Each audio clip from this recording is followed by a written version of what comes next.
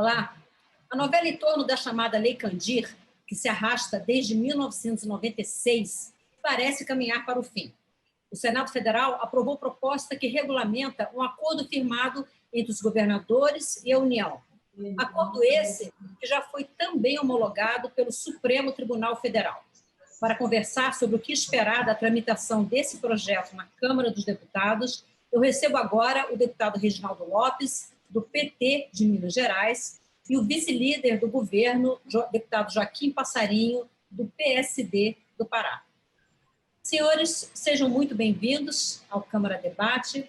Deputado Reginaldo Lopes, eu começo pelo senhor. Eu vou pedir que o senhor faça a gentileza de explicar de uma forma bem simples para as pessoas que nos assistem o que é a tal Lei Candir, né, que nem todo mundo domina esse assunto, e dissesse se o senhor continua com a opinião que o senhor tinha em 2017 de que a melhor alternativa seria a revogação dessa norma. Olha, a Lei Candir é uma lei de 95, ela foi uma política para incentivar a exportação dos nossos bens semi-elaborados e do setor primário, porém, ela foi feita num contexto onde tinha uma política cambial equivocada, praticamente da dolarização da economia brasileira, um dólar valia um real valia um dólar, e, de fato, dificultou o país na sua política de exportação. Era um câmbio fixo, não era um câmbio flutuante. E o Fernando Henrique Cardoso, na minha opinião, ao aprovar a Lei Candir, ele quebrou a autonomia dos entes federados.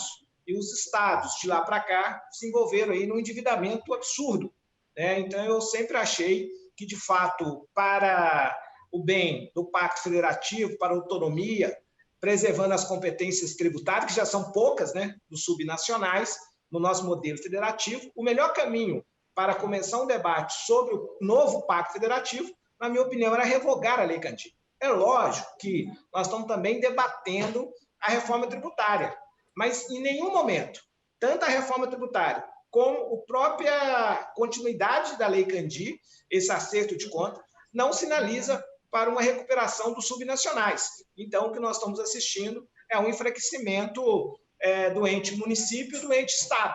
Então, na minha opinião, é um erro, porque a Lei Candir era uma grande oportunidade da gente fazer um acerto de contas, porque nesses últimos 22 anos, os estados e municípios se endividaram, em consequência da diminuição de receita, e poderia ter feito um acerto de conta discricionário entre o que os estados e os municípios devem à União e entre o que a União deve aos estados e municípios. Poderia ser um acerto meramente discricionário, na minha opinião, porque desequilibra os 600 e poucos bilhões que os estados e municípios devem à União com os 600 e poucos bilhões que a União deve aos estados. Os estados abriram mão de 90% da sua receita sem ter feito uma renegociação da agiotagem que a União impõe hoje aos estados e municípios. Deputado, obrigada. Deputado Joaquim Passarinho, esse acordo que eu comentei na abertura do programa, ele está sendo esperado desde 2016, novembro de 2016, quando o ministro relator Gilmar Mendes, relator de uma ação de uma ADO, né, uma ação de inconstitucionalidade por omissão, ele deu um prazo, inicialmente de 1 ano, para que o Congresso Nacional legislasse sobre esse tema. E só agora, em maio de 2020, foi que se chegou a um acordo entre a União e os governadores. E esse acordo prevê um pagamento ao longo de cerca de 18 anos. Na sua opinião, o que favoreceu o sucesso dessa negociação? Olha, primeiro, dar um olá aqui para o meu amigo Reginaldo Lopes, parceiro, deputado do PT.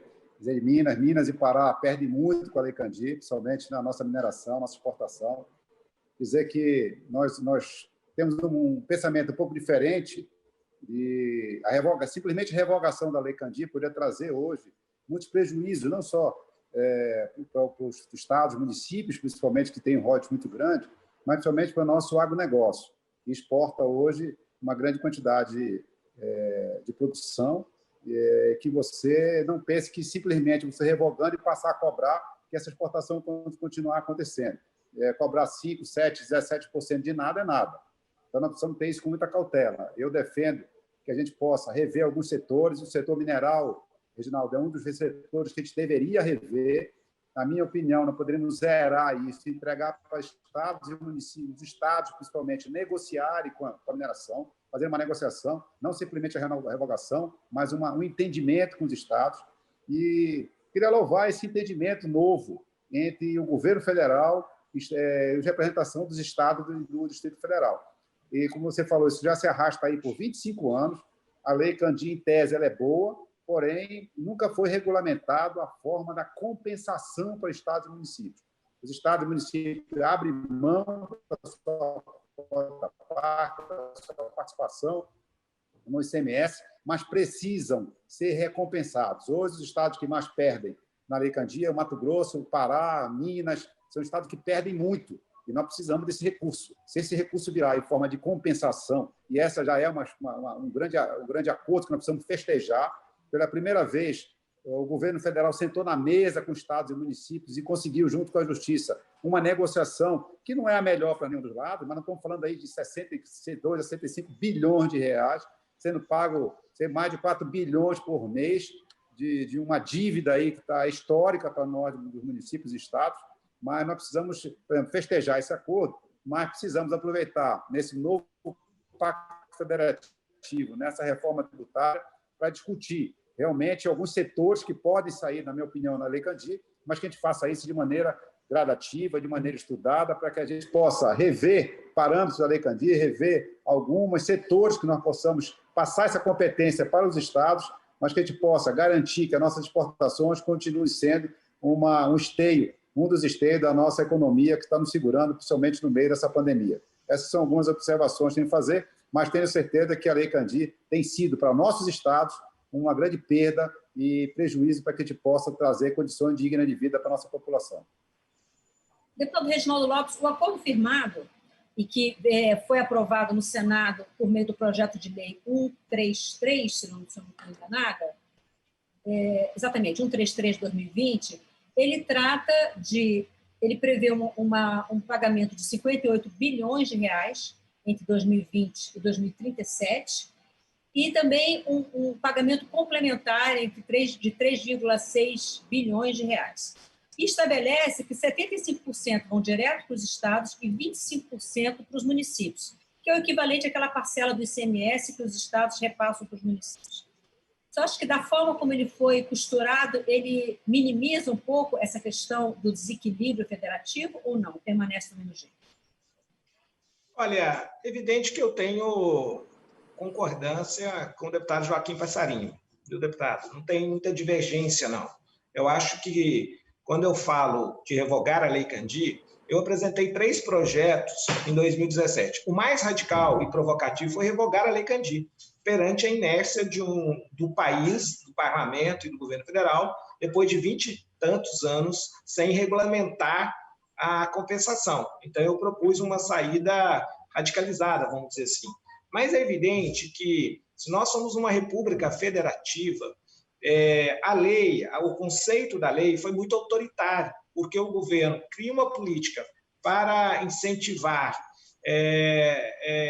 um setor econômico sem dar garantias e respeitar a competência tributária daquele subnacional, e, de fato, muito autoritária, e, de fato, enfraquece a autonomia dos subnacionais. De fato, quando eu falo em revogar, é evidente que eu não estou propondo tributar imediatamente, mas como um estado como Minas e o nosso estado do Pará, o estado do senhor Vossa Excelência, vivem e têm uma dependência desse recurso para implementar políticas públicas compensatórias ao nosso povo que precisa tanto, não poderia ter vivido esses 25 anos no abandono, ampliando o seu endividamento por uma ausência de uma arrecadação que foi feita autoritariamente em cima desses estados. E também do país como um todo, de fato, porque vários estados são exportadores, primários exportadores, E, então, é evidente que, com o debate agora da reforma tributária, nós temos uma nova oportunidade de discutir, de fato, o fortalecimento do Pacto Federativo. Apesar do que eu estou percebendo, esse debate de neutralidade também do sistema e da reforma tributária, que é um princípio que tem predominado o debate, ele é muito ruim, porque ele não resolverá o problema do país. né, do problema da quebradeira federativa, do problema das desigualdades, porque nós precisamos de mais políticas compensatórias, e a dificuldade da injustiça tributária de ser superada. Nós temos um modelo extremamente regressivo, indireto, que cobra apenas 73,6% dos tributos, sai de duas bases tributárias recessivas, que é cobrar na folha de pagamento e cobrar do imposto sobre consumo. Então, nós temos muitas dificuldades pela frente. A realidade econômica, eu estava vendo os dados do Instituto Fiscal Independente, mais do Ministério da Economia, até 2030, no cenário otimista, o Brasil pode chegar com uma dívida pública de 156% do PIB, com um déficit fiscal pode chegar a 2%, né, da arrecadação, 102% das despesas obrigatórias, no cenário otimista, e 15,6% de desempregados, taxa Selic, IPCA, ou seja, isso impõe para nós, deputado Joaquim Passarinho, uma capacidade de diálogo e de uma convergência de modelos econômicos, que nós já implementamos vários no passado, e que cabe a todos nós baixar a bola e encontrar um modelo novo, mais ousado, que possa garantir que esse país não entre em uma convulsão social. Eu estou extremamente preocupado com o futuro do país. Deputado Joaquim Passarinho, quando a gente fala da questão do Pacto Federativo, eu acho que, e desse desequilíbrio de receitas que ficam cada vez mais com a União e menos com estados e municípios, isso remete também à relação de poder que existe, uma relação vertical de poder que existe entre União, estados e municípios, que faz, por exemplo, que Lei Candir, todos os anos, os estados fiquem atrás do governo pela edição de uma medida provisória que resolva o problema daquele ano. Faz com que os municípios venham recorrentemente a Brasília, na marcha dos prefeitos, em busca de recursos. Por trás, onde tem dinheiro, tem poder. Então, eu queria ouvir, e para a gente terminar a nossa conversa, sobre essas duas questões. O deputado Reginaldo Lopes falou muito sobre a questão do Pacto Federativo. Eu queria ouvir em relação a essa questão do Pacto Federativo e o saber do senhor, que é vice-líder do governo, o que o governo pretende fazer para aprovar essa proposta. Como é que esse projeto que acaba de chegar do Senado Federal, como é que ele está na lista de prioridades do governo para aprovação? Bom, nós temos diversas prioridades, nós temos várias reformas para fazer, temos reforma administrativa, reforma tributária, enfim, nós precisamos de parceria. Eu acho que o governo não tem como aprovar nada na marra, nem essa a posição do governo. Então, temos que ter diálogo com a oposição, temos que ter diálogo porque a oposição também colabora com a gente, levando problemas, levantando problemas, mas eu acho que o governo tem essa preocupação. Como você falou, ao longo dos anos, né, essa concentração de poder em Brasília, ela não é uma coisa de um partido. Já passaram vários partidos, quase todos falando a mesma coisa, de desconcentrar, e cada vez se concentra mais. Ao longo desses anos, se passou atribuições para os municípios, para os estados, mas principalmente para os municípios, sem se passar as compensações financeiras necessárias. Por isso que nós precisamos, nessa reformulação num pacto federativo, ou nessa reformulação de uma reforma tributária abrangente, fazer com que aqueles que mais fazem pelo cidadão, aqueles que mais estão trabalhando, possam receber.